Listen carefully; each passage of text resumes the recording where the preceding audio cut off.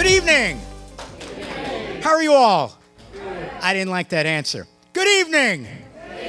That's better. Thank you for letting out some steam there. There's plenty of it, right? So you are tonight, and I'm going to say this because there are people that are here tonight that did not know whose program they're attending. This is an MS Views and News educational program. We are not the National MS Society. We're not the MS Foundation, the MS Association of America, or anybody else. We are MS Views and News. Once upon a time, there were those that are out there know it as Stu's Views and MS News, but that was a very long time ago. All right, MS Views and News provides educational programs. And again, we're doing this for all of those that are out there that just need more information about multiple sclerosis. These days, we do not talk about the medications at our programs because there's just so many other aspects about multiple sclerosis to know about and to help you to build yourselves to be better and to be able to do more in life without sitting around and waiting for that cure, okay? So we do want you to learn about all these different things. Tonight's program, I want everybody to thank. We do get sponsored by the pharmaceutical industry to do our programs. And tonight, we would really like to thank Sanofi-Genzyme and CELGENE. So I hope that you all thank them with me. Now, not wanting to delay things, right? We got a very special person here, and her name is Lise Casady. And I've known Lisa a long time, and I always love when she can speak. So I'm glad she's here, and most of you all already know her. She's with University of South Florida. She's with the MS Center that's there. I can't say enough about her, so I'm not going to. I'm just going to let her speak. Please remember, hold all your questions till later on. We will then go around the room after Dr. Gandhy speaks and take your questions. Thank you. Hi, everybody. It's so nice to see you, old friends, new friends. It's really nice. Thank you, Stu, for inviting me and all the people that are supporting this. It is really nice to be able to just talk with you without slides and to be able to talk with you with what I think that you want to hear, but I want this to be meaningful for you. Stu's asked me to address a couple of topics, and they're big topics. I could speak for hours about these two things, but I only have 34 minutes and 52 seconds. So I'm going to do my best, and I'm going to hit the things that I think are the hot topics, but there will be a Q&A later, and we can answer questions that I didn't talk about. He wants me to talk about symptoms in MS, and he wants me to talk about relapses. Not a tall order at all, right? Okay, so let's talk a little bit about symptoms. I'm probably in a unique position to talk about symptoms of MS because I field about, I would say, 100 calls a week from patients, and I sit with patients in the clinic and talk to them about their symptoms. And I think the ones that I'm going to talk most about today are those invisible symptoms. Jeff mentioned, "But you look so good." I actually did a talk one time that was entitled, "But you look so good." And it was all about the invisible symptoms of multiple sclerosis. So I'm going to talk about fatigue, I'm going to talk about cognitive problems, and I'm going to talk about pain. If you want to talk about other symptoms, we can do that during the Q&A session, but those are the ones I'm going to hit. And then we're going to talk a little bit about relapses. What is a relapse? What does it feel like? Is it really a relapse, or is it a pseudo relapse? And how do we treat them and so forth? So let's talk about symptoms first. Number one symptom of all that you'll find in the literature, if you talk to your friends that have MS, is what? Thank you. That's it. Number one.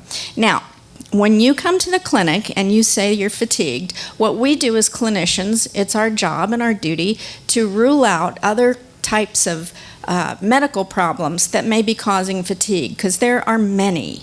And we don't want to miss something that's easily reversible. For example, anemia, sleep apnea, thyroid problems. There's just a myriad of medical problems that can cause fatigue. I can tell you, after 20 some odd years of doing this, 9 times out of the 10, it's good old garden variety MS-related fatigue. Now, the most common medical problem that turns up when we're doing investigations is sleep apnea. Now, what's that usually related to? It's usually related to being overweight. So where's Jeff? Okay. So Jeff has already discussed the importance of activity. And what does that activity do? That helps us maintain a healthy weight, correct? So everything that I'm going to talk about with regard to symptoms kind of ties in directly with what Jeff has already said. I wish that I had Jeff in my clinic to go in before I did and give my patients a pep talk and to talk to them about the benefits of moving around and activity. I've had the benefit of working with a personal trainer myself for a few months, and it was remarkable what I learned.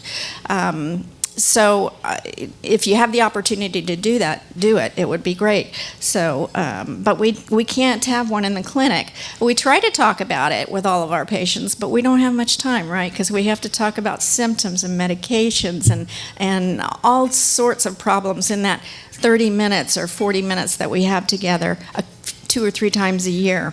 So, fatigue. Let's talk about that one. Once we have ruled out these other problems, and we may need to do that with blood tests, we may need to send you for sleep studies, those kinds of things. Most of the time we can rule out things with simple blood tests. We can generally tell with a good history if you are at risk for sleep apnea. So it's not always necessary. But if we've ruled out the other medical problems, we can usually assume that we have MS-related fatigue. And that is a patient usually wakes up feeling fairly well, fairly energized, and then about 2, 3 o'clock in the morning, I've heard it described 1,000 times in my career, it seems like the plug has just been pulled out of the wall, Lisa. That's what I hear. Energy just completely drains from my body and I have nothing left. So what we want to do is to try to work really hard with our patients to help with that fatigue so that you have enough energy to get you all the way to bedtime, because you've got things that you've got to do. So I talk to patients about thinking about their energy as though they wake up in the morning with a jar of pennies. Let's say you have 100 pennies in your jar, and each penny represents a unit of energy. You want to learn how to expend your energy so that at the end of the day, you still have a penny left in the jar to do what you need to do to get ready for bed. And you can do that by expending your energy wisely or by making deposits of pennies in the jar. And how can you do that? By conserving your energy, by not using, for example, if you have difficulty with foot drop, if you use an AFO or a cane or some type of assistive device, that's going to help you conserve energy. If you're trying to walk with a foot drop without any assistance, you're using a lot more energy than is necessary. So this is something to think about, ways to conserve energy. If you're in the workplace, if you have to copy things in your job and the copy machine is all the way down the hall, talk to your employer about moving your desk closer to the copy machine. You have to be plan very carefully your day, how you can conserve energy, how you can conserve and save some of those pennies. And how can you put some pennies back into the jar? Well, you can take rest breaks. If you don't work, you can rest during the day. But again, going back to Jeff's talk, again, I told you everything ties right back into what he said, is one of the best ways to help with fatigue is to exercise. And this has been shown time and time again in clinical trials. He alluded to it before. Exercise helps the brain produce hormones that cause growth factor in the brain, which improves your brain's ability to reroute and have plasticity and get around areas of damage. So this is very important. Exercise actually helps with fatigue. So fatigue is not an excuse for exercise. A lot of people don't like to exercise, but it is super important for fatigue. So sleep is also extremely important. How many of you sleep well? Okay, about 3 or 4 hands went up in the room, and that included mine, did not go up in the room. Sleep is a major problem for people with MS and without MS. And it is extremely important that we get good sleep, both for energy but for other reasons. Sleep, and especially REM sleep, that very deep sleep, is extremely important for our cells. That's when our cells really do their good hard work, is when we're in REM sleep. That's when the memories from the days are laid, that you've, that's when what you've learned that day is laid down into your long-term memories when you're in REM sleep. It's exceedingly important. So think about the things that prevent you from sleeping well. Do you have garden variety insomnia? Very common in this country. Think about talking to your provider about ways to treat your insomnia. There's many resources on websites on the internet about something called sleep hygiene. Things like not turning the TV on, watching out for the blue lights, different stimuli. There's a great body of knowledge about what kinds of things that you can do to promote healthy sleep at night. What interrupts your sleep? Is it your bladder? Is it pain? Is it spasticity? Is it your annoying husband that is snoring right next to you? There's something, if it's something interrupting your sleep, let's identify it and kick him out. All right. When my husband developed sleep apnea, I started and started wearing CPAP. I started sleeping a lot better, right? So did he, but I did too. Now, one of the other things is, are you getting up, trotting to the bathroom 15 times during the night to go to the bathroom? This is going to affect your sleep, of course, and your fatigue during the day. So that should be addressed. So many things. Oh, good. I've still got a little time. What are some of the risks of poor sleep besides fatigue?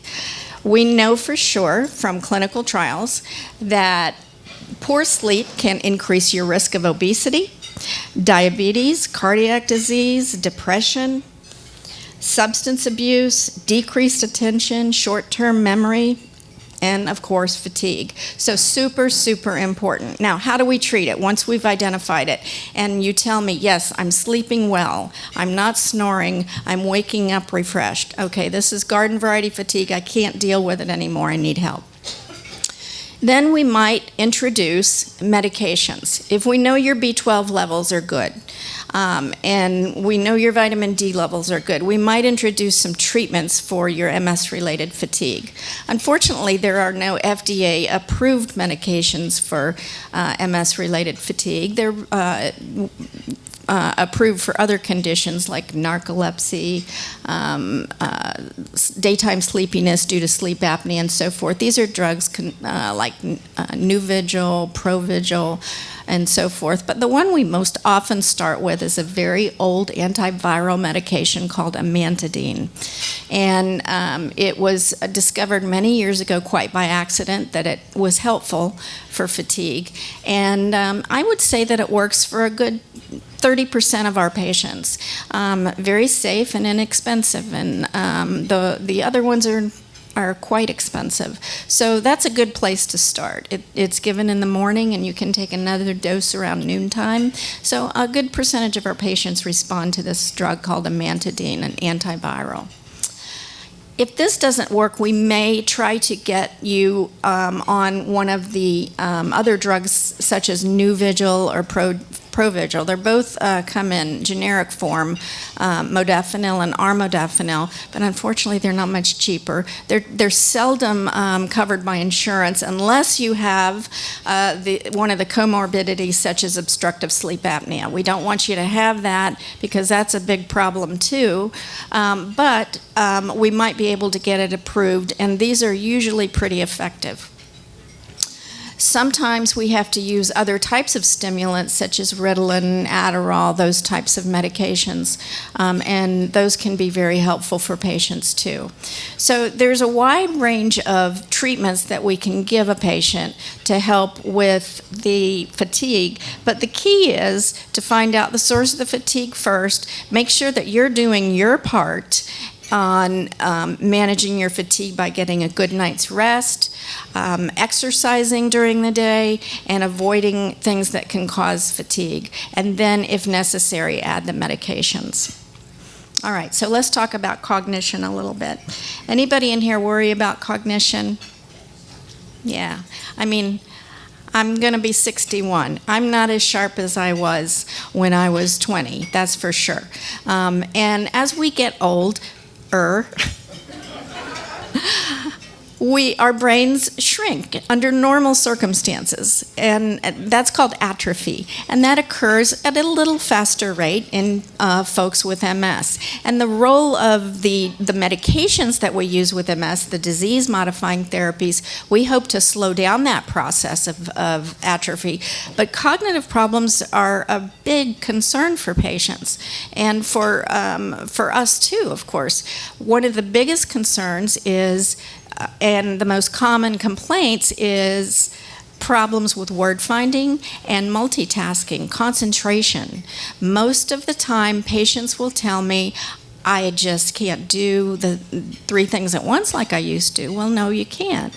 Because the way our brain works is that when stimuli, information comes into our brain, it comes to a central depository called our working memory, and very, very quickly it's sent to other parts of our brain for action. Very, very quickly. But how is it sent to these other parts of our brain? With the nerves and the neurons, correct? That's the messenger system. And if those messenger systems are damaged, if the myelin is damaged and the signal is slower along those nerves because of the multiple sclerosis, then that working memory is not going to be able to move quickly enough into the other parts of the brain, and you're basically going to have a constipated depository there. Things are going to get clogged up. You're not going to be able to multitask. This happened yesterday in clinic with a patient. I had the wife and the husband literally bickering, almost yelling at each other about this problem, and I spent most of the visit addressing the husband, who didn't have MS, trying to explain this to him, why his poor wife couldn't cook dinner, talk to the children and help them with their homework, have the television set on, and talk to him about his day all at the same time without losing her mind. So what I tell patients is that what they need to do is try to focus on one task at a time. Teach the people that live with you and that love you and that are around you all the time, look, I really need to just focus on one thing at a time. Can we turn the television off? Especially if it's important. And you really need me to hear this. Look at me in my eyes and get my attention, and everybody else be quiet for a minute. So that's very, very important. The other thing that's important is that you may have to adopt a habit of making lists.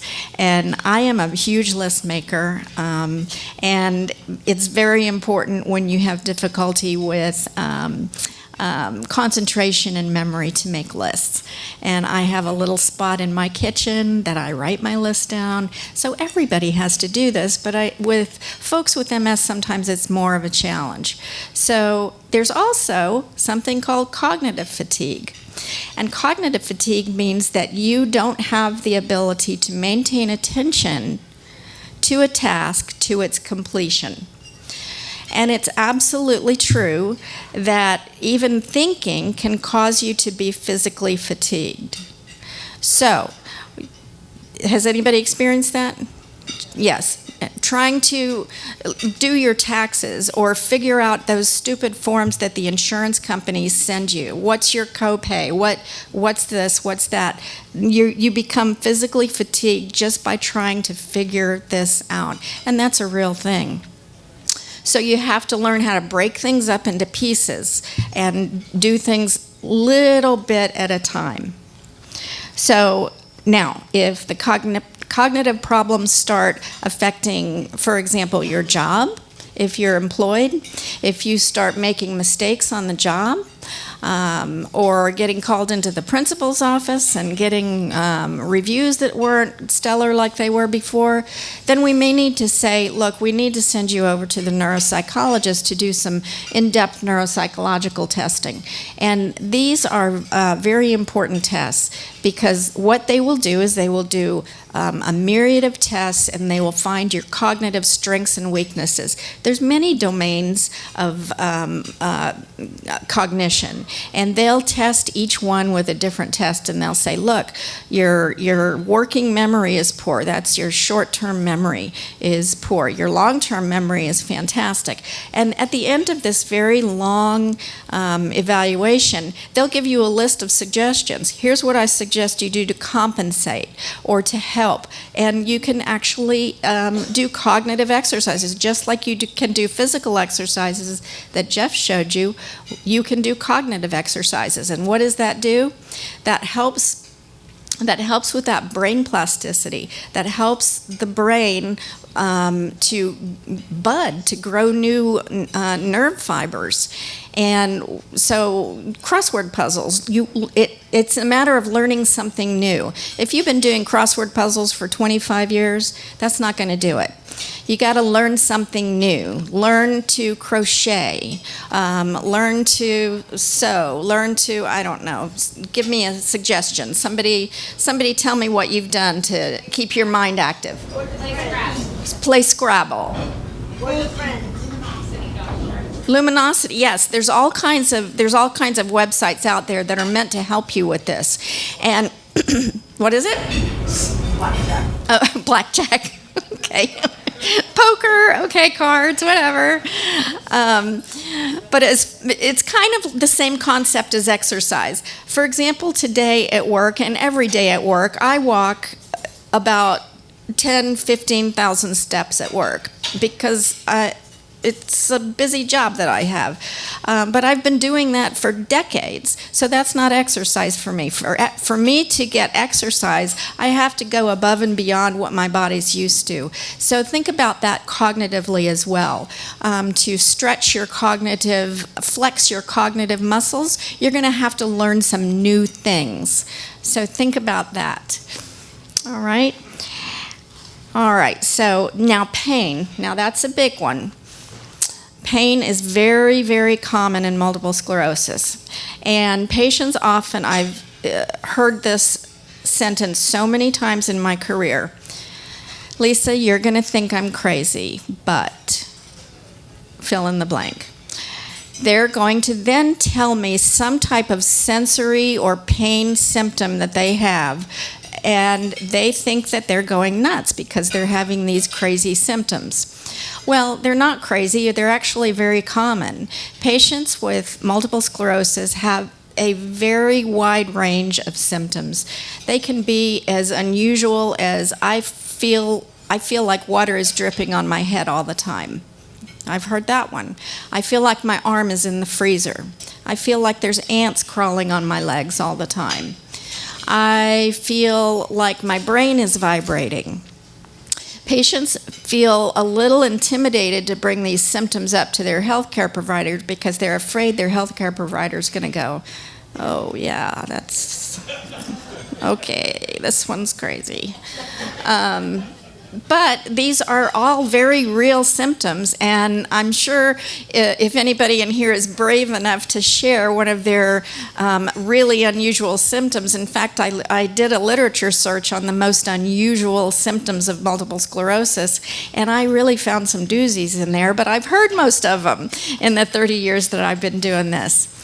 The thing of it is that sometimes these symptoms, these painful sensory symptoms, can be exacerbated or made worse by things in your life. For example, stress. There's absolutely no question that stressful life events can make things worse, whether you have MS or you don't have MS. Does anybody disagree with me in here? Nobody. All right. And it used to be 30 years ago, we thought, no, that's not true.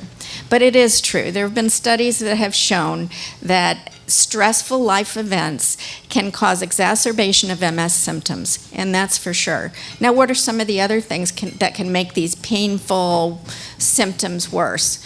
Sensory symptoms as well. Well, for women, when you're around your menstrual cycle, your symptoms can get worse. That's also been shown to be true. So what do you do about these kinds of things? If it's bad enough, then there are treatments for these kinds of painful sensory symptoms. The most common type of painful symptom that we have is this burning pain in the limbs.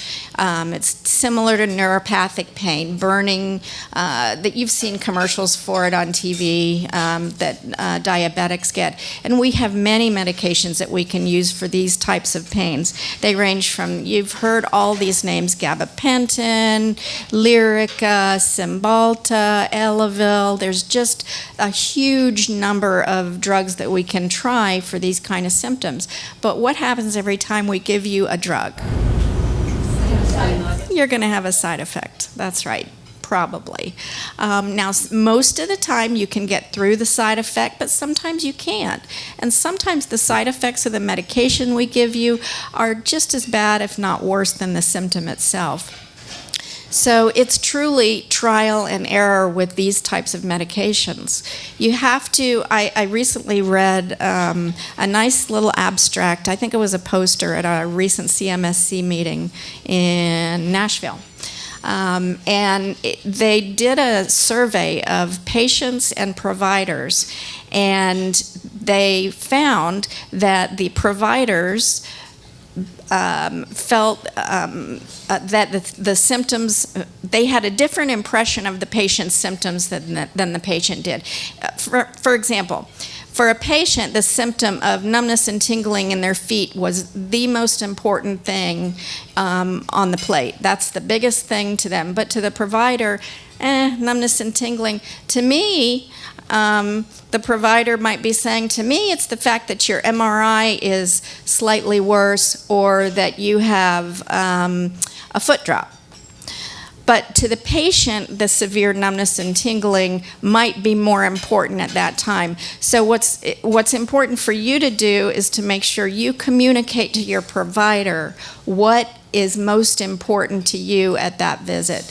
I hate it when I get a call back after a lengthy visit with a patient and I feel that we've addressed their concerns and I get a call back and the message says, we never addressed what was most important to me, and that was blank. And so you have to plan for your visits in advance, make sure that you get what's top on your list. I don't know about your provider, but in our office we have a little form, name your top 3 concerns. So we try to hit those top 3 concerns. We can't possibly fix everything in one visit. It's a marathon, it's not a sprint.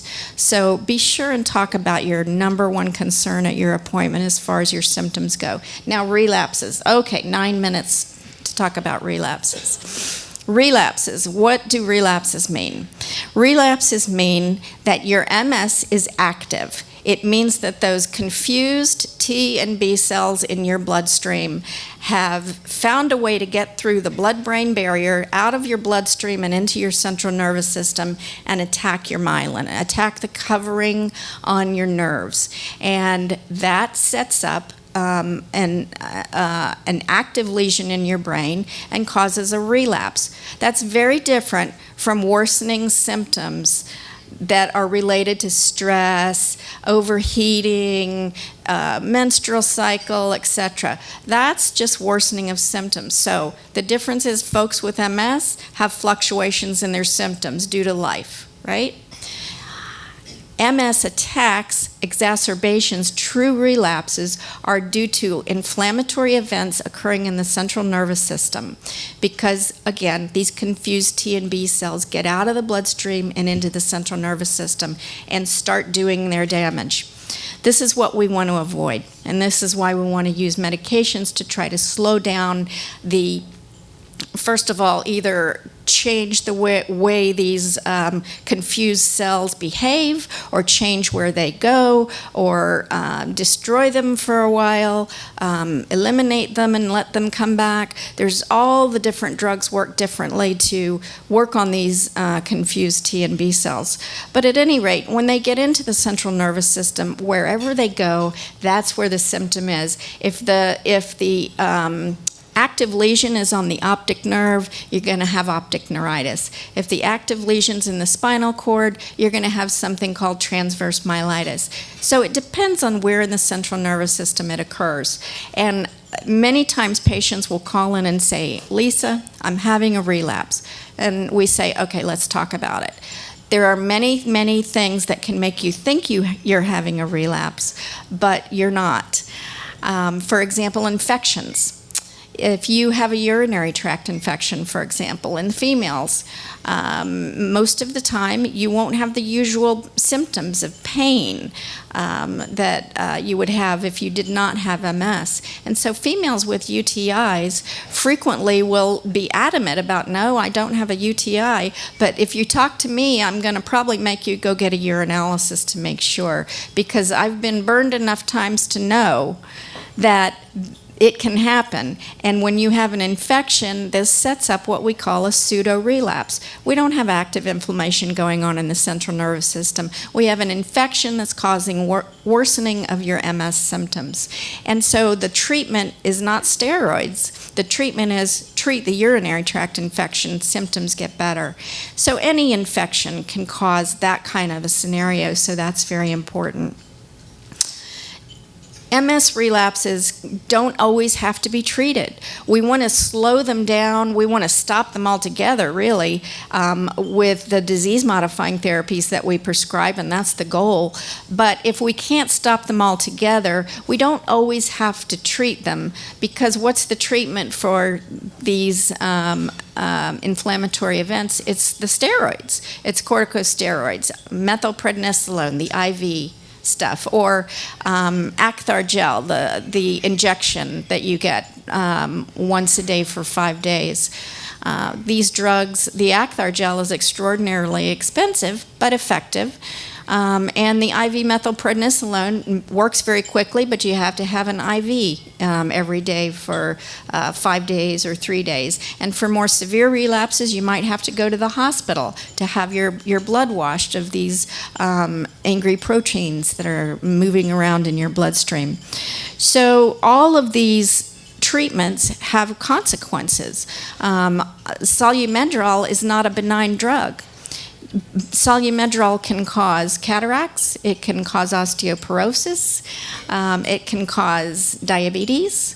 I have one patient who, with her very first treatment of IV Solumedrol, developed problems with her hips so severe, thank you, that she had to have bilateral hip replacements in her 20s because of the Solumedrol. So we don't take the use of Solumedrol lightly. We think about it very carefully before we prescribe it. But patients tell me, oh, I feel so much better with steroids. Well, let me tell you, every single person on the planet, if they get steroids, no matter what their condition, will feel better. Steroids make everybody feel better, no matter what. So we have to be careful about the steroids that we use. Let me talk a little bit about Acthar gel, because you're probably very familiar with the IV steroids. This is a form of medication that stimulates your adrenal glands to produce naturally occurring steroids. And we can use this if you do not respond to the IV steroids that we traditionally give. It's given subcutaneously in an injection once a day for 5 or 10 days, but it's very, very, very expensive, and to the tune of $25,000 for a little vial this big for 5 doses.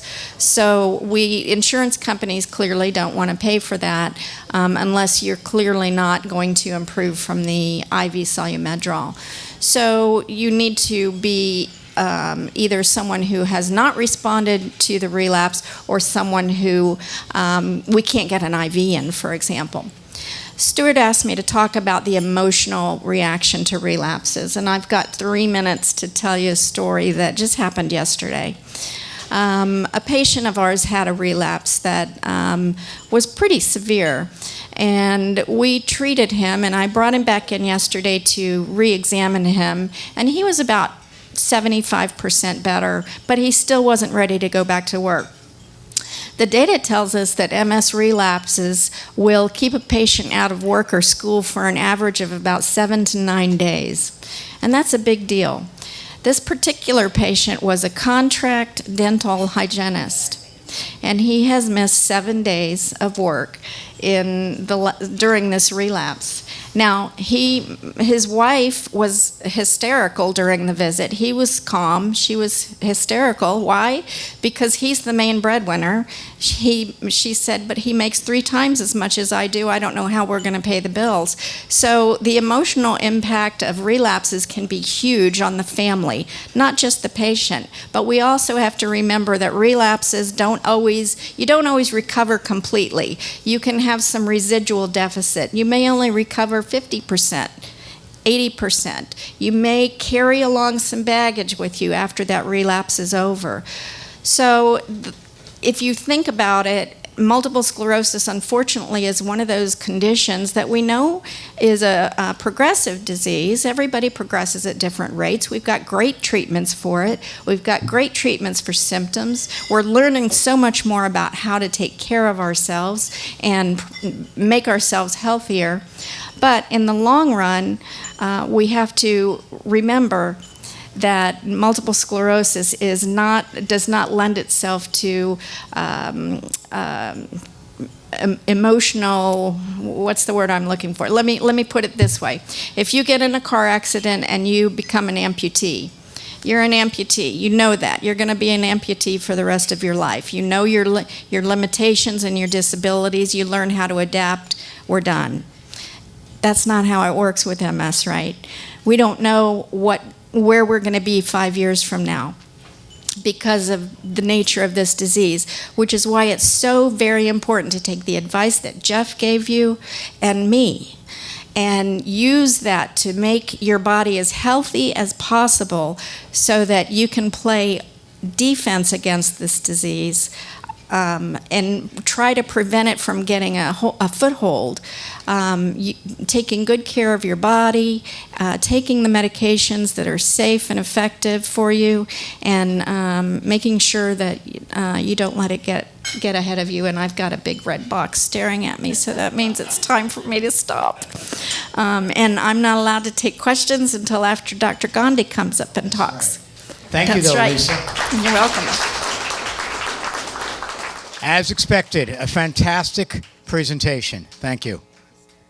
So next up, we have Dr. Gandhi, and I first heard Dr. Gandhi a few years ago when we did a roundtable, I think, or a sharp, I don't remember what they call it, a fire thing, a program that we did with you and a couple of the others. Anyway, he was great then, and I said I would love to have him back again, and I don't remember what they call that thing. Yeah, I know. It was a few times. So anyway, he's going to explain himself to all of you, and I just want to say thank you for being here. You want me to explain myself? Yes. What does that mean? I want you to tell them where you are, what you do, okay. so on and so that forth. Explain myself. Thank I was you. like, Yes. Is this like my parents? So I like slides. 1, because then you don't have to look at me and lose your appetite. But 2, because I'm kind of all over the place. I'm already feeling cramped being up here because everybody who's seen me talk knows I like to wander. So I'm going to probably hit a lot of the stuff Lisa hit because she trained me at USF, so that's where I got my start. I was a resident there, and I did my MS fellowship with her and Dr. Robertson. And then I wandered over across the street to the VA, where I've moved over full-time, and I've been there since and run the MS Center of Excellence over there. Thank you. It turns out that Tampa's MS Center at the VA is the busiest in the east side of the country. So go figure. But they need a lot of help, so I went over there to start doing that. So we're going to go into my talk, which is making connections, shared decisions, and empowered living. So these are the things that we're going to kind of talk about, but I'm just going to go into it.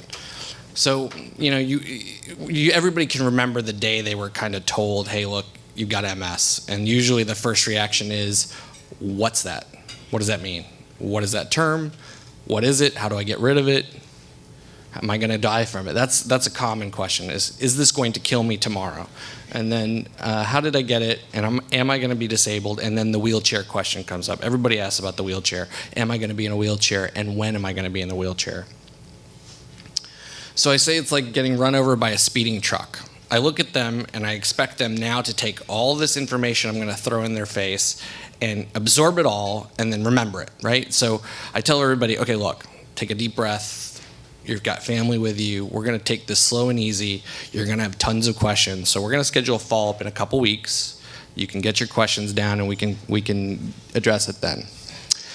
The VA started a new policy. We can be recorded at any time. I just tell my patients, look, if you're going to record me, you got to tell me. But you can ask your provider, hey, can I record this? And that way you can hear it later. And everybody's got cognitive issues, including myself. So it's important that we keep track of this and have that information for later. I tell everybody, I'm like, you go to your lawyer's office, you go to your accountant's office, you go see your dentist, you have an agenda for everything you do. You need to apply that to your doctor's office as well. You should go in there with a plan of what you want to talk about, and that goes back to what she said with the 3 top things. Make a list. And I tell them keep a journal every day because that's really going to give you that data, that feedback about what's going on, what's happening on a day-to-day. And then you put it all together and you come in with a clear picture of what you want to talk about, what you want to address. And it's really your visit. You paid for the visit. It is your visit. You need to tell them what's important, what you want to talk about, the things you should know, and things you want to let them know. Take notes. Tell everybody, you have a pen, have a paper, take notes. Bring your family members to help. Let them take notes if you can't, or let them be your eyes and ears as well. Do not bring your whole family. Now, we've had that happen, and I got 8 people, and I felt like I was in front of Congress getting grilled because I texted somebody something. But it's hard, because everybody's got their thing they want to ask and they want to know, and mom wants to know this, and brother wants to know this, and sister, and the children. You want to bring a finite group of people, 1 to 2 max, because otherwise it turns into pandemonium, and it's literally us turning around in circles trying to answer questions rapid fire, and then not everything gets addressed. So try to keep it to a minimum. 1 to 2 people, that'll work out better for you. Take in what you can. I say, look, you're not going to take it in all, so let's hit some key points. I'm going to write some stuff down for you. Let's start there, the basics, right? And then from there, you're going to go home and you're going to look these things up. You're going to think about it. You're going to talk it over with your family, and you're going to come up with a whole lot of questions. Don't call me tomorrow. Write them down. Let me make a follow-up appointment. Bring them with you. We'll talk then. And do not read the blogs. Stay away from the blogs. The blogs are not your friends. They're just not. Too many trolls, too many people trying to screw with other people, and too much fake news. Loaded word, yes. I tell everybody, everybody's like, oh, let's decide on treatment today. I'm like, no, we're not going to happen. I have 15. I used to have 16. I have 15. 15 treatments. You can't tell me in 15 minutes what you're going to decide, the same way you wouldn't buy a car in 15 minutes. So how am I expected to let you make a decision in 15 minutes? So write them all down, and I tell people, go home, think about it, read about it, talk it over with people you trust and know, and that know you well, and can give you insight into how well you can do or adhere to the treatment regime that you're trying to get to. Mom will look at you and she'll go, there ain't no way you're going to do labs every month. I know you're going to skip it.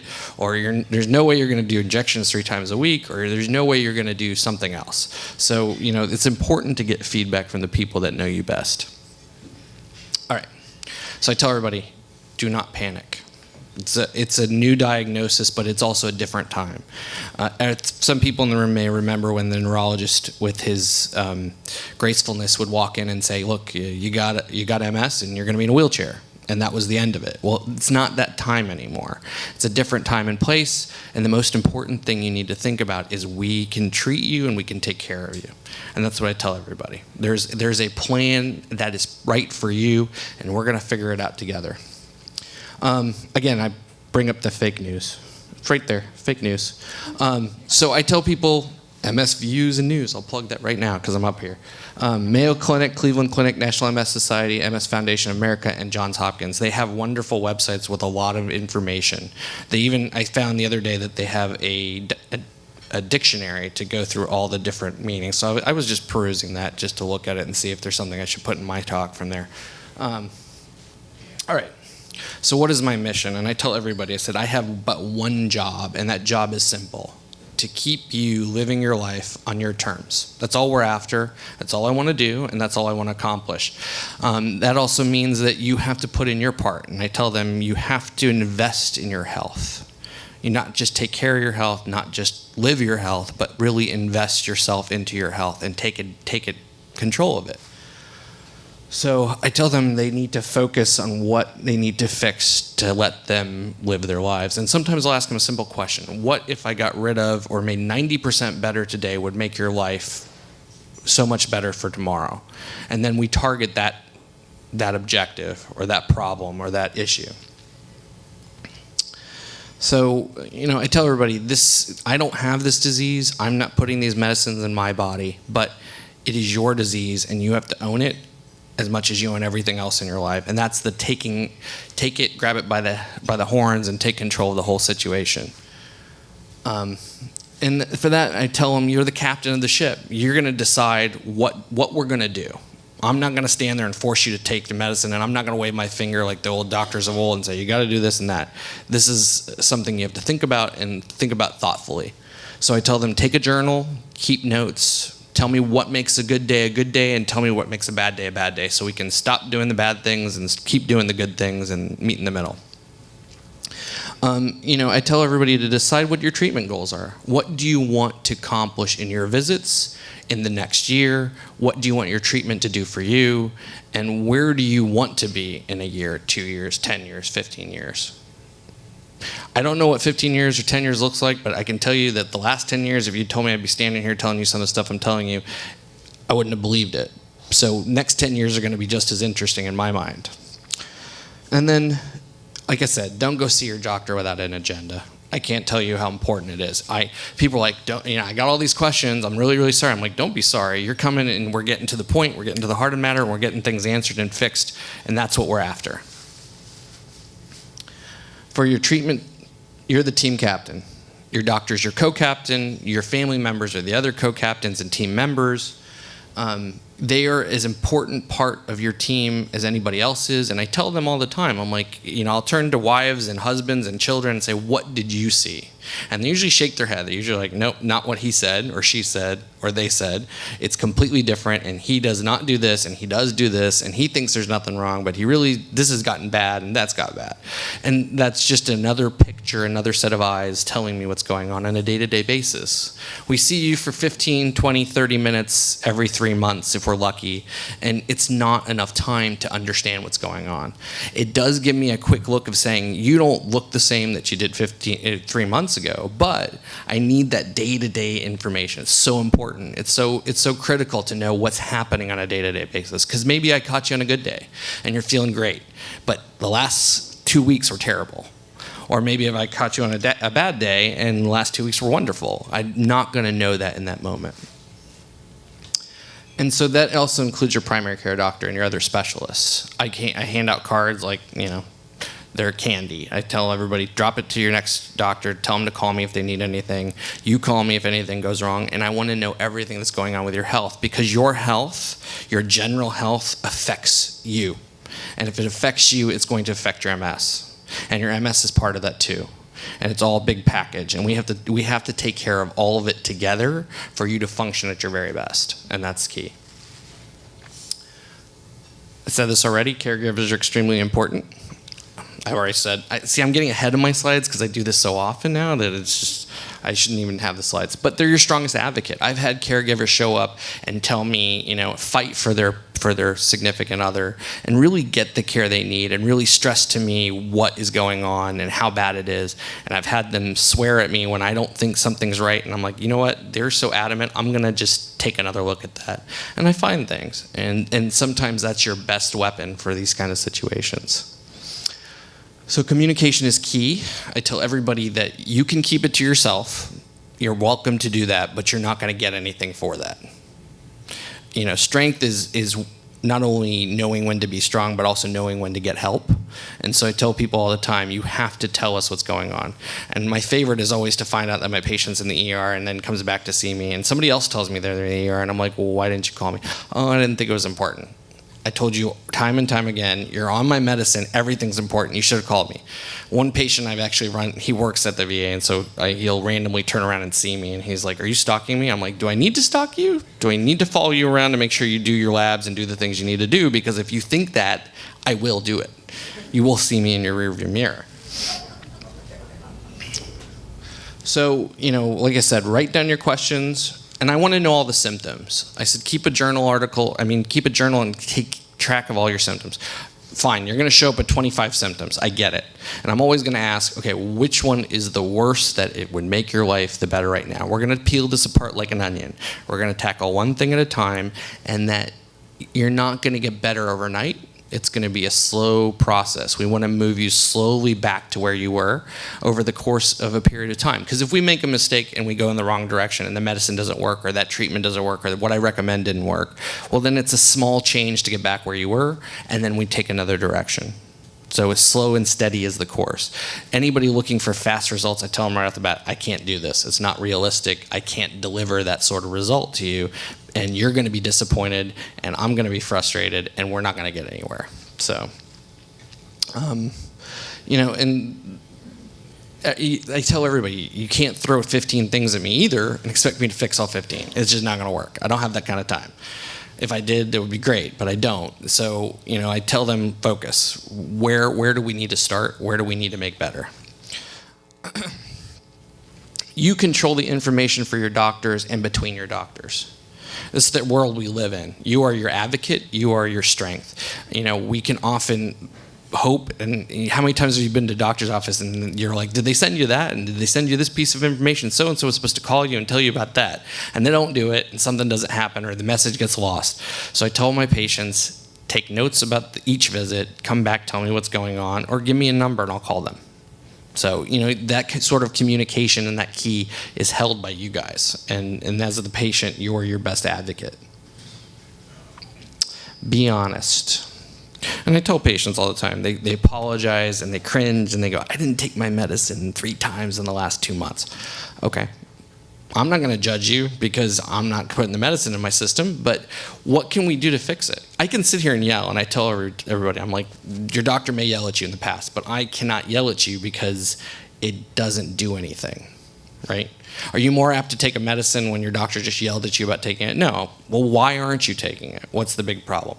I miss the pill because on Wednesdays it gets crazy and I run out of the house. Well, okay, what if we put a pill in your keychain, not unlike what I do because I forget my pills all the time and I walk around with one of these. And I did that this morning, so it's empty. But I always have an extra pill in there, so if I forget it, I take my medicine. So these are the kind of solutions we can offer, and we can try and work through the problem together. So that's the key. Don't lie to your doctor. We are all knowing. We know everything. We will find you. We will find out the truth. Somebody will tell us. We are like Bob Mueller in a room. We will hunt down the truth. If you can't do what's being asked, be honest. Tell me. If patients are like, I'll totally do it, and then they leave. I have one patient who loves to do that. She loves to leave and go, I'm going to use my CPAP. I'm like, and I looked at her just the other day and I said, no, you're not.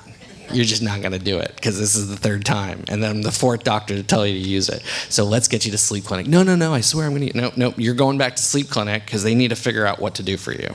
Because we're not getting anywhere. We're not fixing it. And I'm spinning my wheels in the mud, you're spinning your wheels in the mud, and every time you talk to me, you still got a bad headache. So we're not getting anywhere. So we need to go back to the beginning. So how to end your visit? I tell you, look at your notes, take a minute, make sure you got everything addressed. To understand the plan, if necessary, ask to repeat it. You're going to want to hear it 3 times. I get that. Anybody, you have MS. Patience is what we need to have when we're dealing with you, and expect there to be repetition, right? Expect there to be. And patients will call, like she said, but they'll call and they'll say, look, I forgot this one detail. No problem. Let's go over it again. right? Because it's better to do that at the visit and even after the visit if you need to. And some of the key questions is, when's your next MRI? What lab work do I need? And then what meds are being prescribed? How am I supposed to take it? They did a study and they looked at how many people effectively took their medication the right way, and it's like something like 90% were not taking it the right way. As directed, mind you, because it's hard. It's hard to remember these things. Ask for the provider to write it down, how you're supposed to take it. And if you don't remember, talk to the pharmacist, look at your medicine bottle, talk to someone and get a straight answer. And know what you need to do between appointments. So what are you supposed to go home and tackle and start doing? What is the things that we want you to do? And generally what they hear from me is, if you don't use it, you lose it. And it's the fundamental truth about everything that's being said to you tonight. If you don't use your brain, you're going to lose your brain. If you sit down and sit in a wheelchair and think that I don't need to move, well, that wheelchair is a self-fulfilling prophecy. You almost become dependent on it regardless, right? So do as much as you can every day that you can tolerate. Stay active. Use your brain. I tell people, if they're going to watch a TV show and they're not doing anything active, at least pick like a game show. So it causes you to think. You have to try and answer questions. It's interactive. So things that cause you to move and think and interact with others is always key. And socialization has now been a key component. Apparently women do this really well. Go figure. Guys are really bad at it. So for women, it's not protective to socialize, to protect you from dementia. But for men, apparently, if you socialize, you don't get dementia. So my wife hates me now because I'm like, I got to go out. Good luck with the kids. I'm going to get a couple drinks with the guys. I'm out of here. She's like, not that much socialization. And so the other thing is, be nice to everybody. Look, everybody's there to help you, and you're frustrated, and we get that. Have a mindset of, you are going to wait at your doctor's office and bring something else to do. Like bring your taxes, I don't care. Just bring something. Sit there and be like, okay, I know my appointment's at 10. I'm not going to get seen until 11:30. It's going to happen. So as a result of that, I'm going to do some other work. I'm going to relax, because I want to know that when I'm having a bad time, my physician will take that much time with me. And then treat everybody with care, because the old adage is, the toes you step on today are connected to the butts you will kiss tomorrow when you need the most, right? So the important part is to always be nice to everybody, because when you rely and you need them, they will remember you and they will treat you in the same way that you've treated them. You know, yelling at people just doesn't get anything accomplished. I train residents, and they do something wrong and they stand there and they're waiting, and I'm like, I'm not going to yell at you. And they're like, why? And I said, because if I yell at you, it allows you to dismiss me. You can blow me off and say, that guy is mean or whatever. If I stand here and I don't yell at you, and I tell you, now think about what you've done and what action or what results from that. Did someone get hurt? Okay, so somebody got hurt. How does that make you feel? And remember not to ever do it again, right? And so the same way applies for the office. If you're better off just not yelling, because first of all, it wastes the first few minutes of your visit. You've got a bad feeling, and now you're going to walk out of the visit with a bad mindset, and you're not going to get anything done. So if you have an attitude of, I'm here to get something accomplished, I'm going to probably have to wait because somebody's having a bad day, you're going to do much better in the long run. So the next thing he asked me to tackle is, why aggressive and why early? We live in a different time today than we did 10 years ago. I've already mentioned that. You know, it used to be that there was very little we could do. We give you some steroids, we may give you some other medication, may or may not work. Best of luck. That's all we had. But we now have the ability to shut it down and shut it down early. And so if I effectively make sure that you're diagnosed on day one and now you don't have any new lesions for the rest of your 20, 30 years of suffering from this disease, then you don't have disability associated with it. Well, one, you're much better. You're going to age much better. You're going to fare much better. You're going to feel much better. You're going to be more productive. You're not going to be dependent on any objects or things. You're not going to be dependent on other people. And you can have interactions with them in a better way. And we effectively that's what we're trying to accomplish. So that is why you treat aggressively and you treat early. If I want to step therapy it and I want to start with medications that or other treatments or other possibilities and wait and see and do MRIs and go, oh, well, you got a couple more lesions, let's see what happens next, but you don't have any symptoms, so I'm going to leave you alone, then eventually you have the cliff model, right? So you have enough lesions at some point that you fall off the cliff, you're doing terrible, and it came out of nowhere. And we've seen that time and time again. So if we just graduate up the model, so to speak, and you get aggressive therapy up later, then is it really helpful? I mean, do you go, if you were going to get treated for cancer, would you go, hey, give me a medication that's a little bit safer but may not kill the cancer? Probably not, right?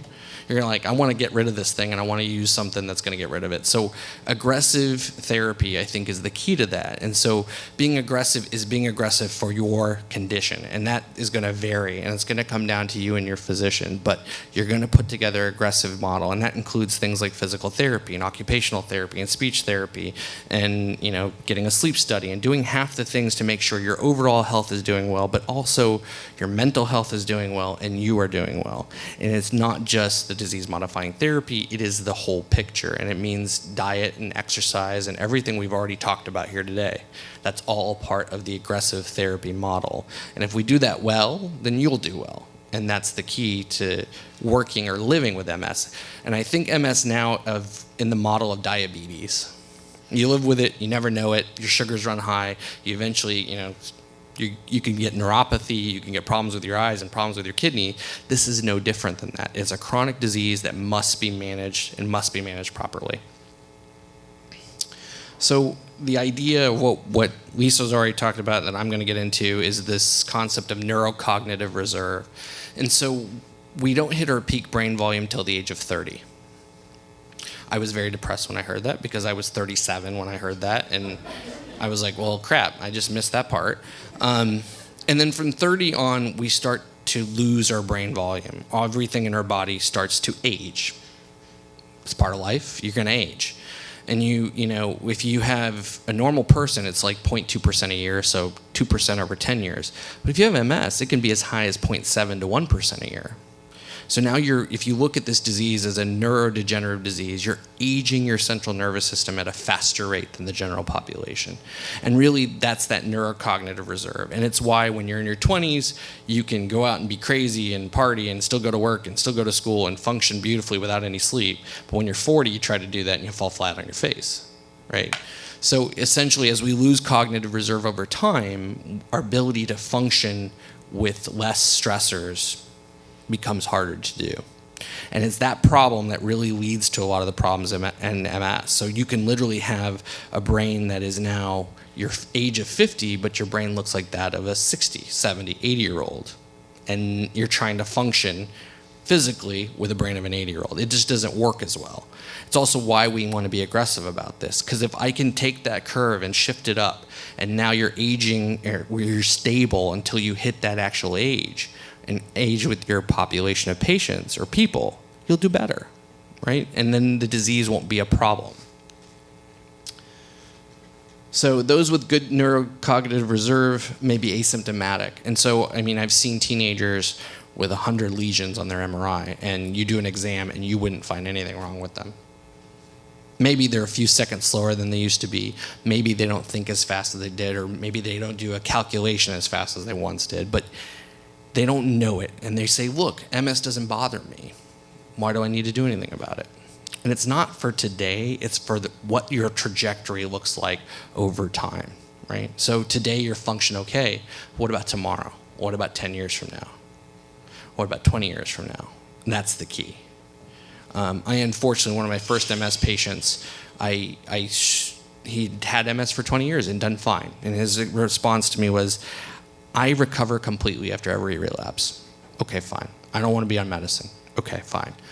Has his first relapse in 20 years, and he comes in with a cane. And I say, look, you really should do something about this. And he decides, nope, I recover fine. I'm going to be okay. Next time, he's with a walker, and the third time, he's in a wheelchair. And I still can't convince him, so I sent him to my mentor, Dr. Robertson, and he and I both couldn't convince him. And I just saw him last week, and he's now quadriplegic with barely the use of one arm. And I tell the story because it haunted and inspired me at the same time. One, I had failed this patient by not getting him to be aggressive, but he still tells me to this day, there's no way you would have convinced me. But I see, look, it was my job. But it also let me know that this was preventable, right? Like there was something I could do about this. And in that same way, it's like falling off that cliff. He fell off that cliff. And so it's important that we educate our patients and let them know, look, there is a finite amount that you can tolerate before you can't tolerate anymore. And you have to think about that whenever you're getting treated. And the reversal of disability remains elusive. We're getting sparks of what we can maybe reverse. There's some ideas out there what we can reverse. There's some things on the market that or in trials that they're trying to reverse. There's no guarantee. And today, I can't reverse disability in its entirety. Wish I could. It'd make my life a lot easier. I tell people, I'm like, I have no problem going out of business. I'll go do something else. I'll go open a shack and maybe do fishing charters in Tampa. I don't know. But I would rather do something else than treat this because I know it's not a problem anymore, right? I think we all believe in that. So brain atrophy. Brain atrophy may be at the very heart of the disability our patients accumulate. And that's the real problem, is that now you have this lack of ability to work through the block, and that nervous system does not transmit that signal, that nerve conduction as well as it used to. And then suddenly you're symptomatic. It's why when you're tired, you'll have more symptoms. When you're in a bad mood, you'll have more symptoms. It's that loss of the ability to cover the symptom and work through the symptom. It's called a conduction block. It is also the loss of brain volume that leads to the loss of cognition. We've seen it time and time again. And memory problems, depression, anxiety, multitasking, sequencing, tasks, and so forth are all symptoms of that. And that's what we're after. We want your brain to fire at its full capacity. And so we have to address all of that. We have to address the brain atrophy, but we also have to treat the depression and the anxiety. And memory problems aren't just memory problems, and she kind of alluded to that already, right? We have to go get that neuropsychological testing and say, well, is it the attention that you're just not registering it because you're not focusing on it, or is it the step of transmitting it from the attention span to the working memory, and then from the working memory to the right section? Are you just not hearing it because you're focused on something else? And that's what that helps. And then we can target that, treat that, and hopefully come to a result for that. So how does early treatment make a difference? Well, the suppression of neuroinflammation, it prevents new lesions. Lesions, the best example is time is tissue, and a lesion is a problem. And the less problems we have, the better we function. It's fundamental. And it slows disability progression. What we want is for that first attack to be your last attack, and for the disability you had to be reversible at that moment, and for that disability never to be a problem again for you. Will it rear its ugly head? Maybe. But we want it to go away as quickly as it reared its head. And that's what you have to be after with early treatment. We want the patient to age at the normal rate they should age. I can't stop death and I can't stop taxes. I've already accepted that a long time ago, especially when I got my tax bill. I really understood that. But the fact is, as you age, we want you to be with your cohort of people so that when you're 60, you age like a 60-year-old. If we can get you better than 60 and you're aging like a 50-year-old, that's even better. But that's going to require care. It's going to require investment into your health, and that's the key. And this is part of that investment.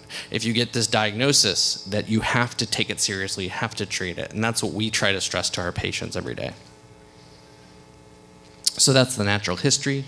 It's a slide that I'm very fond of. Dr. Robertson made me very fond of it as well. And what I want you to pay attention to is the level of disability, and you can see it accumulating over time. The next is the cognitive dysfunction, and you can see that accumulating over time with each of these relapses, each of these new lesions. And what you see falling off is the brain volume. So that's essentially what we're trying to prevent. If we can make this line flat and flat and flat, right? Job done. I'm awesome and I can go home. But, till we can do that, which is a matter of time and care and focus, we won't know what we can do.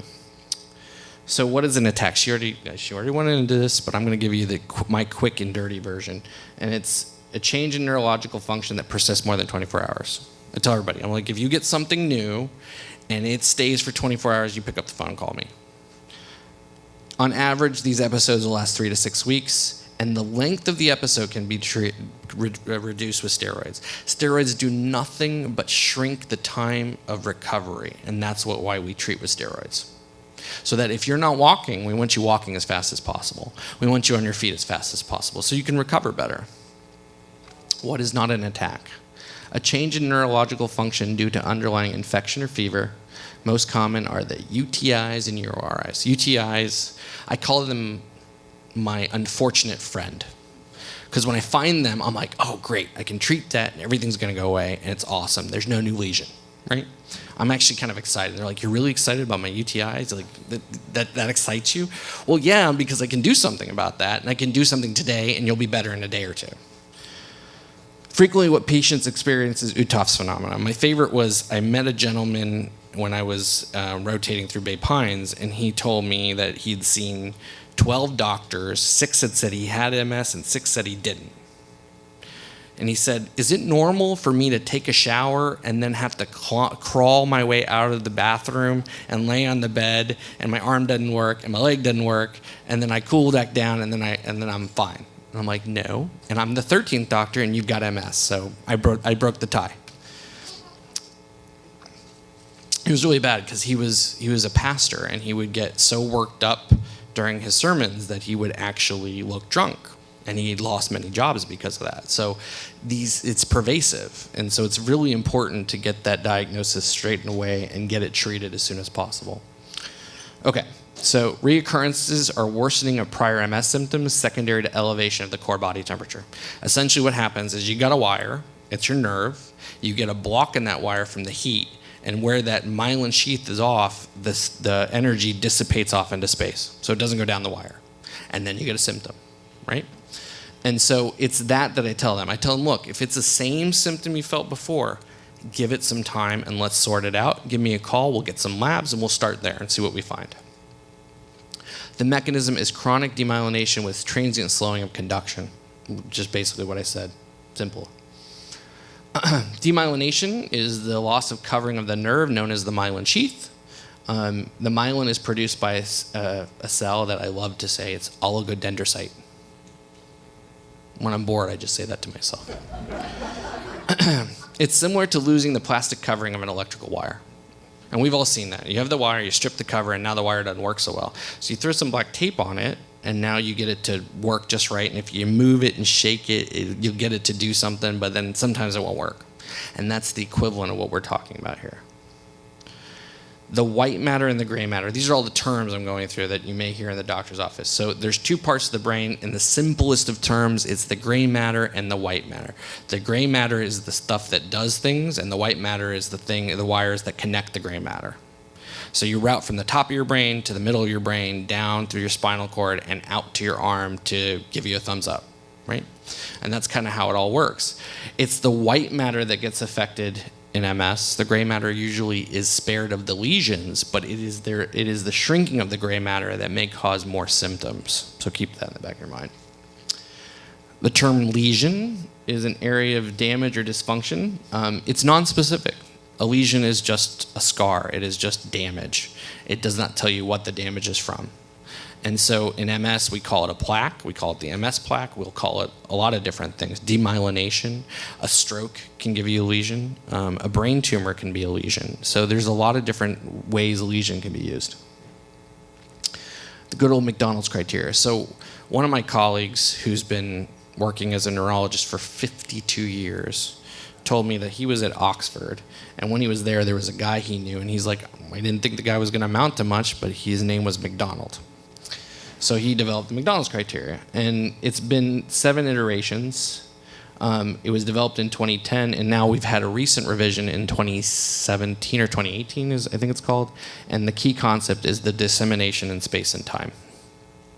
So you have to have 2 events and 2 lesions that you can separate in time of 2 different look two different time points so that you can say that there was two discrete events that occurred that confirms the diagnosis of MS. Because there are conditions like ADEM, which is acute disseminated encephalomyelopathy or myelitis, and it's a one-time event. You'll get this big lesion, patients will recover slowly over time, and they'll never have anything else again. So that's why this 2-time rule came into effect, is we wanted to see that it was recurrent. There it is, simply put. It's so simple. Look at it, read it, you get it. My residents get it. They're like, I don't know what to do with that. I'm like, good. That makes the two of us. So they tried to be, the goal of this is now to make it as simple as possible to come up to the diagnosis so we can start treatment, bottom line.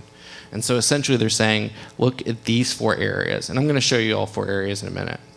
And what we want to see is a new enhancing lesion or a T2 lesion or a T1 black hole, as we like to call them. And so once we have confirmation of that, we can make that diagnosis. And so this is kind of the ifs, ands, and buts of it. And the other thing that's really important is MS is a diagnosis of exclusion. You have to rule out every other possible culprit in that. And so that's our periventricular lesion. That is our juxtacortical lesion. That is our infratentorial. Infratentorial means below the tentorium cerebelli or cerebri, and above it is the supratentorial. So everything above that point in your neck, but right behind your ears, is supratentorial, and everything below that's infratentorial. These are the ones that tend to scare us a little bit more. They give you the balance problems. They give you the tremors, the other things that you can get from MS. 47 seconds. Here we go. Spinal cord lesion. There it is. Clear as day. And when we see that, right there, ignore my tremor, but it's right there. That's the one we worry about, right? Because it takes up space. It's real estate. In your brain, there's so much space that we can spread a small lesion, hide it. You would never know it was there. But in the spinal cord, it's the size of your thumb. I put that same size tip of my pen dot in your spinal cord. I'm hitting more real estate. There's more wires. There's more things in the middle. So that tends to be more symptomatic. That is what enhancement. So this is the regular one before contrast. Now they've injected contrast, and you can see the contrast enhancement. 6 seconds. And then thank you. Perfect timing. Thank you. And I'm going to have Stu run the questions. Thank you. First off, your VA clinic is super, because Audie Murphy in San Antonio does not separate MS from the brain lesion, the brain cancer, or the post-traumatic, or the head injuries were just thrown in. Now, question, is there any data about a titanium plate keeping from getting lesions? Does the titanium keep the lesions from forming where the plate is? No, because the titanium isn't blocking blood from coming in there. And so as long as you have the blood and the connections and the blood vessels, you can still get past that blood-brain barrier. Usually the titanium plate is to cover the bone, and so it really has no bearing on that I'm aware of. I haven't seen any evidence of that. Questions? Somebody's got to have a question, right? I stunned them into silence. Why do, I've talked to other MS patients like myself, and why are those that have gone through menopause or starting menopause, why have all of a sudden they've gone off like sort of the cliff or gotten worse? I mean, how does hormones affect that? We still don't understand that. In fact, we at USF wanted to put a study together on that. They've studied estradiol and certain medications together, and they really didn't find a difference. But we do know that hormones play a part in that. And that, at times when the estrogen is low, estrogen in and of itself can be protected. We know that during pregnancy, women are protected, and that's due to the hormones that occur. What the exact relationship of why, we're not 100% sure, other than that maybe it has a bearing on the immune system. So that during pregnancy, you kind of dial down the immune system because you don't want your immune system to attack the baby as foreign. That may play a part in it, but why at menopause, we're still not 100% sure about. We just know there is a role. Sorry. I had a question on kind of coping mechanisms with people that you socialize with. I do have a cognitive issue with some executive function, and often people will say, well, I already answered that, or you keep repeating yourself.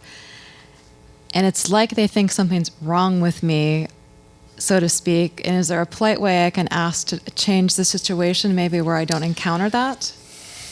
That's a tough one because it's very individual.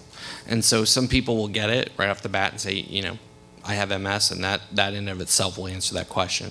For other people, say, look, I'm just not going to be able to keep up with that. So when you're talking to me, I'm going to need to hear things maybe 2 or 3 times. So please forgive me for if I repeat myself. It's so variable and so hard that I can't give you a one that you can use every time other than to preempt them and say, look, during this conversation, if I ask you some things twice, it's because the first time it didn't register. Please forgive me, and I hope you can answer my question a second time. And sometimes that'll work. I can't promise it'll work all the time. It depends on the person on the other end and how nice they are. If they're completely rude people, then there's nothing I can do about that. But, most of the time people understand that and they'll take that into account and they will be a little bit more patient. And that's the key, is how patient the other person is. Me? Let's go back to fake news briefly, because we all get the same stuff in our emails and our browsers. And one, I don't think you talked about the perfect storm that causes us to get MS, whether it's environment or heredity or blah, blah, blah, blah. So how important is it to get our amalgam fillings out and detox? And is their liver, you know what I'm saying? You've seen it. So, there's a lot of people that will tell you about chelation therapy and remove your mercury fillings. And first of all, they don't use mercury anymore. Most people have replaced those with other things. There's no causative relationship been established between chelation and making people better, or that toxin levels have it. We know they play a part perhaps, but we don't know the direct relationship. Because for some patients that I work with, Agent Orange is considered, or Agent Orange exposure is considered to, be a part of why they got MS. But it happened 30 years ago. Why are they getting it 20 years later? We don't have that key relationship yet as to why or how these things happen. But that being said, there could be a potential relationship. There just hasn't been, and this isn't for a lack of looking. The epidemiologists, those are the guys that look for causation. They have descended on everywhere that they think that they've found a causation and looked everywhere for it. They just haven't found it. Are we going to find it? With time, probably. As our technology gets better and things get better, we'll probably find the trigger. We know how it does it. We just don't know what starts it. And we don't have a clear answer, because every time we think we have an answer, we find something else, or we find that some people with that didn't get it. So then we know that there is a partial genetic component, there's a partial environmental component, and where those two meet, we're not 100% sure. Hi. I have a question about disease progression. What is your criteria for moving a patient from relapsing, remitting into secondary progressive? Ooh, that's a really hard question. Here's the problem. And the problem was these terms were created long ago when we didn't have treatments, when we didn't have understanding. They were based on clinical patterns, right? So they were based on observation of what patients were doing, that they would have an attack and then they would recover, and then they'd have an attack and they would recover. And so when we didn't see the attacks, or we saw disease progression on top of attacks, that suggested something different. And so the problem I have now is I don't know the answer to that question, point blank. I don't know, I stopped kind of using those terms because I felt that people, and by people I mean people that don't know medicine, were kind of using them to either tell people they couldn't get treatment, or that they could get treatment, or all these different things without a clear understanding of what that meant. And if I wasn't clear, how am I expecting them to be clear about it? So I don't typically use it. Patients have come to me with it, or after I've had a patient who's really declared themselves at that point, meaning that there haven't been new lesions for a long period of time, their disease is clearly getting worse over that period of time, that's the point where I might use that terminology. But it's so hard to figure that out. I as an MS specialist have a hard time with it, so I can't imagine where other people would be able to easily make that call. Okay, thank you. Any other questions? Okay, thank you. By the way, I got a quick question before I get there. Sure. And when you're doing treatments with patients and they're needing to switch to something else, Do you make that like a shared decision between you and them? Absolutely.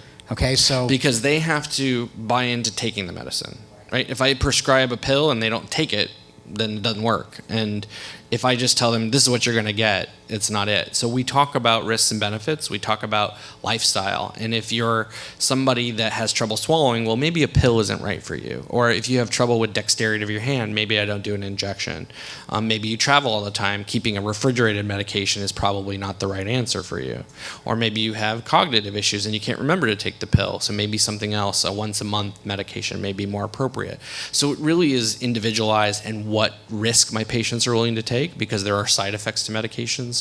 And so it's a lengthy discussion, a lot of research, and then I want them to ultimately make the decision about what they feel comfortable putting into their body. Because in essence, I'm not putting it in my body because I don't have the condition.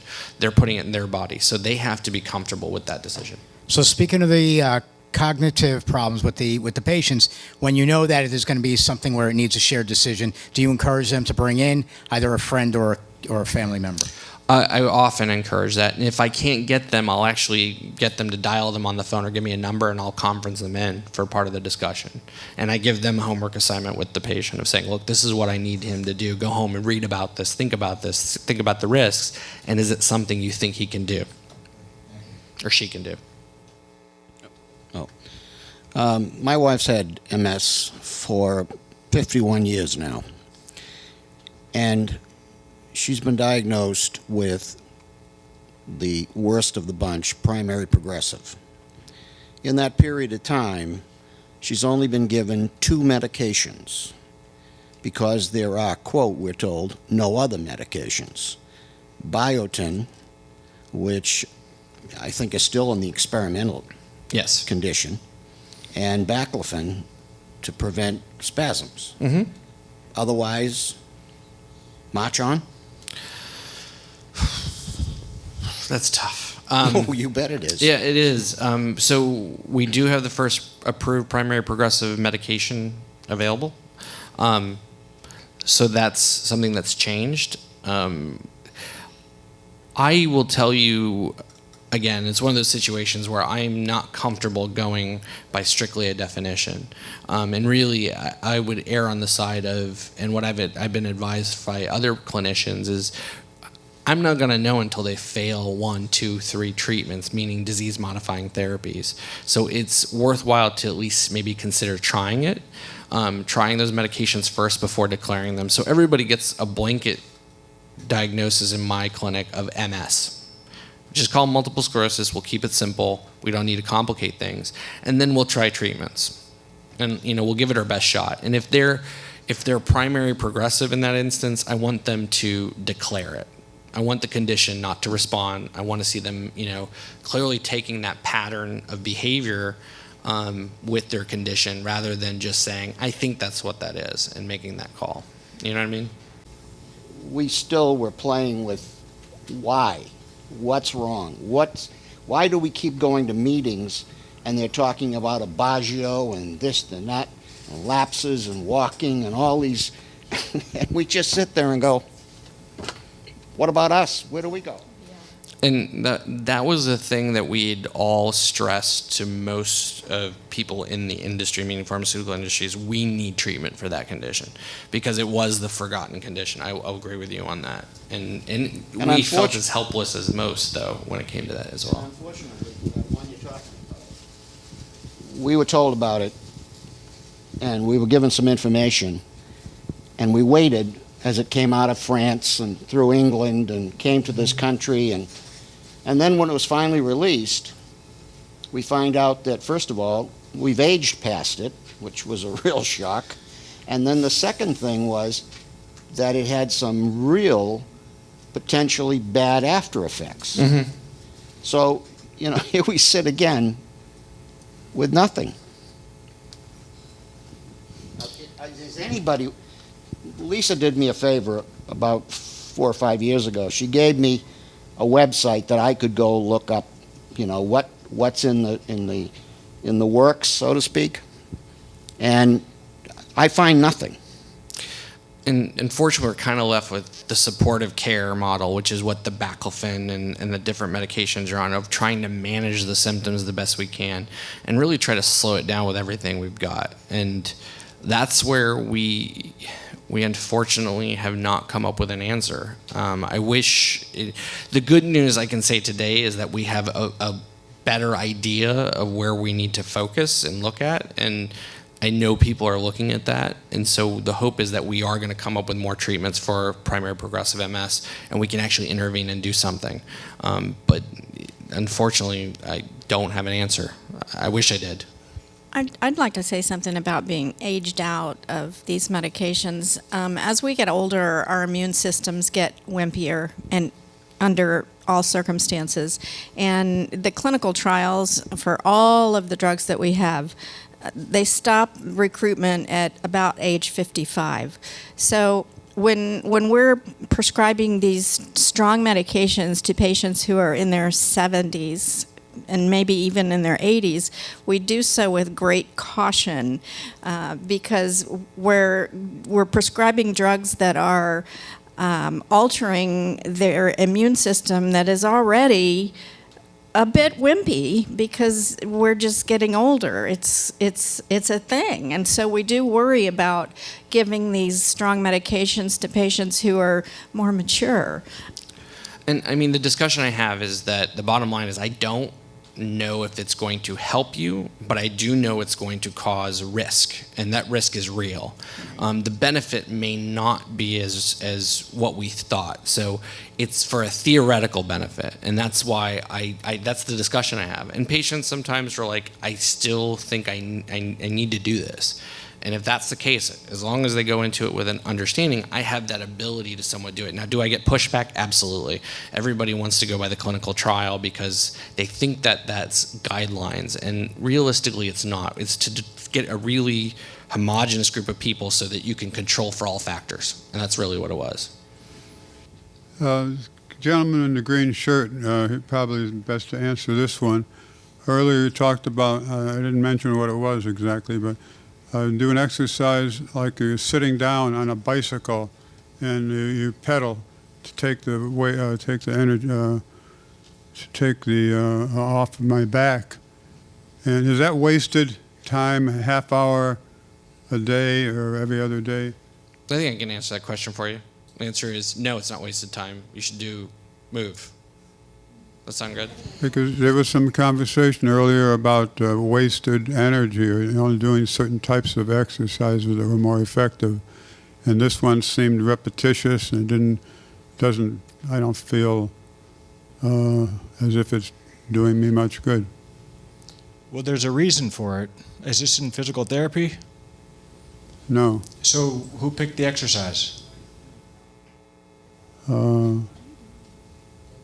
I guess I did at the gym because it didn't hurt my back, and I felt that I could.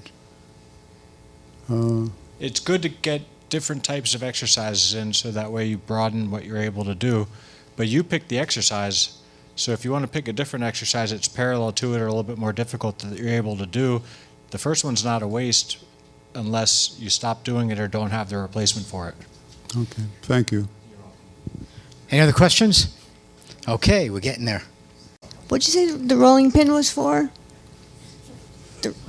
Rolling pin. Cakes. What was the rolling pin It's for? That was a question. myofascial release. What? So if you have tightness, cramping, spasticity, if you rolled on it, but the best thing to do first is put a little bit of heat or something on the area so that way you're not doing that to a cold muscle. You don't want to tear anything but that's what it's for. Thank you. Y'all talked about us aging out from clinical trials at around 55, so I'm sunsetting. Are there any clinical trials in the pipeline for this older population? I guess we're the tail end of the baby boomers, and is there anything that...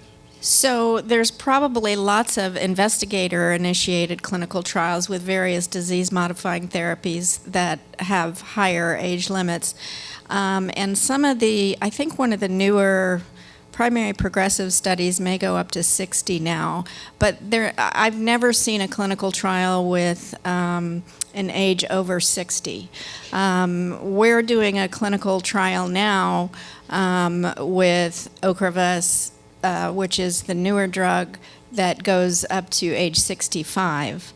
But they pretty much want to test their drug on patients who have a more or less reasonably healthy immune system, in general. They want to, like he said, control for as much as they possibly can so that they can see if the effect of the drug is the effect of the drug and not other factors. And they want as many people to look identical as possible, Right. which is why they try to match disability and they match all the different things for that. Yep.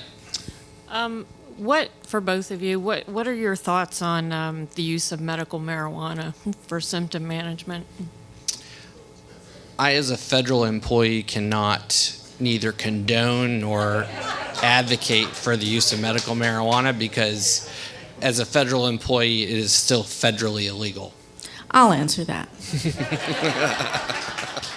I'm also a federal employee, but USF gets federal funding, so we cannot prescribe medical marijuana. But I will tell you that many of our patients have gone to providers that are able to prescribe this, and I will tell you that not all patients respond positively to it, but I think many patients do, particularly for the symptoms of spasticity and pain.